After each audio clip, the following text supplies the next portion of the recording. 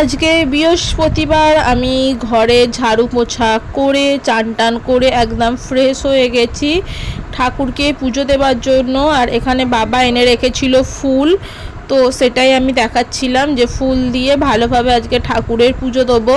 তো এটা তখন পুজো করার আগে, আর এটা হচ্ছে পুজো করার পরে সুন্দর করে ফুল দিয়ে প্রসাদ দিয়ে ধূপ মোমবাতি জ্বেলে ভালোভাবে পুজো করেছি। আর ছোট্ট আমাদের গোপু সোনাটাকেও আজকে জামা পরাইনি কারণ প্রচুর গরম তাই।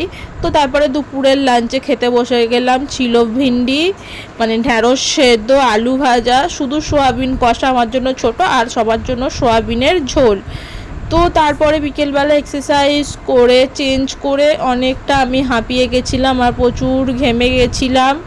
তো তারপরে একটু বসে রেস্ট করলাম। রেস্ট করে মা সেদ্ধ করে রেখেছিল রাঙালু, যেটাকে তোমরা মিষ্টি আলুও বলতে পারো, তো সেটা ছাড়িয়ে ভালো খেলাম। বেশ ভালো লাগলো খেতে, আমার তো বেশ ভালো লাগে খেতে। তো তোমাদের কেমন লাগে কমেন্টে জানিও।